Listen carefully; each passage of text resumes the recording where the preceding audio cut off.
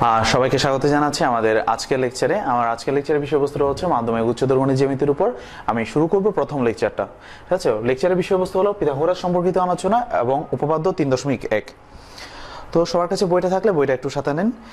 Pythagoras সম্পর্কিত আলোচনা যেহেতু, তাহলে পিথাগোরাস নিয়ে দু চারটা কথা বলি। সেটা হলো খ্রিস্টের জন্মের প্রায় 600 বছর আগে তিনি এই উপপাদ্যটি প্রদান করেছিলেন। আমাদের গণিত শাস্ত্রের সবচেয়ে গুরুত্বপূর্ণ একটি উপপাদ্য এটি, উপপাদ্য হিসেবে গণ্য করা হয় এটিকে। উপপাদ্যের সাধারণ নির্বাচনে চলে আসে, বইটা একটু সাথে রাখো। বলা হয়েছে সমকোণী ত্রিভুজের অতিভুজের উপর অঙ্কিত বর্গক্ষেত্রের ক্ষেত্রফল অপর দুই বাহুর উপর অঙ্কিত বর্গক্ষেত্রদ্বয়ের ক্ষেত্রফলের সমষ্টির সমান। আসলে আমরা একটু চিত্রটা আঁকি। বলা হয়েছিল কি, সেটা হলো সমকোণী ত্রিভুজ। তাহলে একটা সমকোণী ত্রিভুজ আঁকলাম, ধরলাম সমকোণী ত্রিভুজটা হচ্ছে এবিসি। এটার অতিভুজ আশা করি সবাই চিনো। অতিভুজ কোনটা? সেটা হচ্ছে সমকোণের বিপরীত বাহু যেটা, এটা হচ্ছে অতিভুজ। তাহলে অতিভুজের উপর অঙ্কিত বর্গক্ষেত্র এসি, এসির উপর বর্গক্ষেত্র কি হবে তাহলে? AC square. আর অপর দুই বাহুর উপর অঙ্কিত বর্গক্ষেত্র তাহলে হবে বিসি স্কোয়ার এবং এবি স্কোয়ার। তাহলে উপপাদ্যের বিবৃতিতে কি বলেছিল? সমকোণী ত্রিভুজের অতিভুজের উপর অঙ্কিত বর্গক্ষেত্র এসি স্কোয়ার অপর দুই বাহুর উপর অঙ্কিত বর্গক্ষেত্রের ক্ষেত্রফলের সমষ্টি সমান, অর্থাৎ AC square equals to AB square যোগ বিসি স্কোয়ার। এসিকে যদি আমি সি দিই, এটাকে যদি এ এবং এটাকে যদি বি দিয়ে বলি, তাহলে হয় হচ্ছে C square equals to A square যোগ বি স্কোয়ার। এই প্রমাণটাই হচ্ছে পিথাগোরাসের উপপাদ্যের বিস্তৃতি। এবার আসি, তোমরা হচ্ছে সবাই পিথাগোরাস উপপাদ্য নিম্ন মাধ্যমিক শ্রেণীতে অষ্টম শ্রেণীতে পড়ে আসছো। আর মাধ্যমিক শ্রেণীতে তো মাধ্যমিক জ্যামিতিতে হচ্ছে এটা নিয়ে বেশ বিস্তৃত আলোচনায় আছে। তো মাধ্যমিক শ্রেণীর যে আলোচনাটা ছিল ওইটার চিত্রটা এটার মতোই, পুরোটাই সেম, জাস্ট এই 90 ডিগ্রিটা জাস্ট উপরে, অর্থাৎ এই চিত্রটাকে জাস্ট একটু ঘুরিয়ে দিলেই চলে আসে। এটা মানে ওখানে চিত্রটা ছিল এরকম এবিসি। তাহলে আমার অতিভুজ হচ্ছে এটা, এখানে হচ্ছে বর্গক্ষেত্র, অতিভুজের উপর অঙ্কিত বর্গক্ষেত্র আর অপর দুই বাহুর উপর অঙ্কিত বর্গক্ষেত্র। এখান থেকে হচ্ছে পুরো প্রমাণটা করা হয়েছে। তো আশা করি প্রমাণটা হচ্ছে তোমরা অষ্টম শ্রেণীতে করে আসছো, যেহেতু তোমাদের খেয়াল আছে, অথবা মাধ্যমিক শ্রেণীতে মাধ্যমিক জ্যামিতিতে এটা নিয়ে আলোচনা করা হয়েছে। তো আমি এটা নিয়ে আর বেশি কিছু বলবো না। ঠিক আছে, আমি বীজগাণিতিক পদ্ধতিতে এটার প্রমাণটা একটু করে দেখাবো।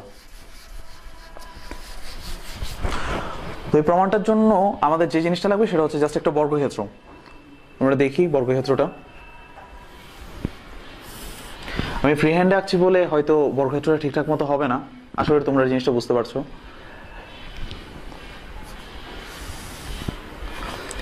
ধরলাম বর্গক্ষেত্রটার প্রতিবাহু এ। এবার প্রতিটা বাহুকে আমি দুইটা অংশে ভাগ করব। ধরলাম এটা হচ্ছে এ আর এটা হচ্ছে বি। তাহলে এই সমান লেখা যায় এ প্লাস বি। একইভাবে A B, B A, B A. এবার যে কাজটা করব, এই যে বিন্দুগুলো, এই চারটা বিন্দুকে যোগ করে দিব।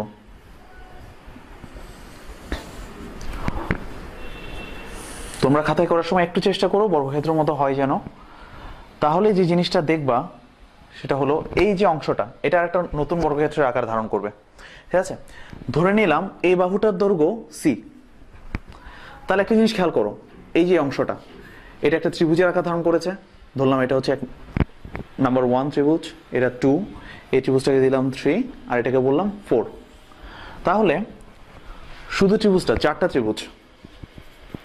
ত্রিভুজ, প্রতিটার ক্ষেত্রফল কত হবে? আমরা সবাই জানি ত্রিভুজের ক্ষেত্রফল হচ্ছে হাফ গুণ ভূমি গুণ উচ্চতা। তাহলে সবগুলোর জন্যই তো দেখছি, এটার জন্য হচ্ছে এ বি, ভূমি আর উচ্চতা A B R A B. তাহলে উচ্চতা সবগুলোর জন্য হচ্ছে A B, half into A B. তাহলে চারটার জন্য কি হবে? 4 ইন্টু হাফ এ বি। তাহলে চারটা ত্রিভুজের ক্ষেত্রফল পাচ্ছি আমি 2ab। এবার এই ক্ষেত্রটা, এই বর্গক্ষেত্রের বাহুর দৈর্ঘ্য বলেছি সি। তাহলে এটার ক্ষেত্রফল কত হবে? এটার ক্ষেত্রফল হবে সি স্কোয়ার। অতএব পুরা বর্গক্ষেত্রটার ক্ষেত্রফল কত হচ্ছে? এই বর্গক্ষেত্রের ক্ষেত্রফল যোগ চারটা ত্রিভুজের ক্ষেত্রফল। তাহলে হচ্ছে 2ab যোগ সি স্কোয়ার।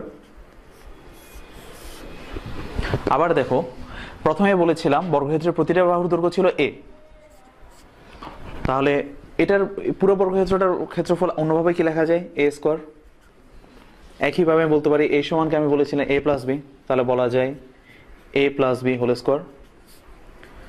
তোমরা তো হচ্ছে এই সূত্রটা জানো, a প্লাস হোল স্কোয়ার হচ্ছে a square plus 2ab plus B square. এবার আসি এই দুইটাকে,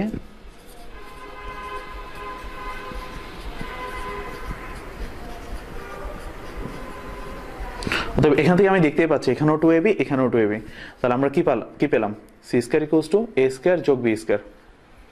মজার ব্যাপার হচ্ছে পিথাগোরাসের উপপাদ্য থেকে আমরা এই জিনিসটাই প্রমাণ করেছিলাম এবং এটা এখান থেকে একইভাবে প্রমাণটা হয়।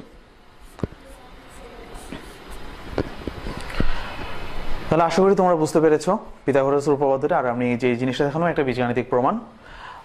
আমাদের আজকের লেকচারটা এখানে সমাপ্তি। আমি পরবর্তীতে লেকচারে উপপাদ্য 3.2 নিয়ে আর একটু আলোচনা করব। সবাইকে ধন্যবাদ।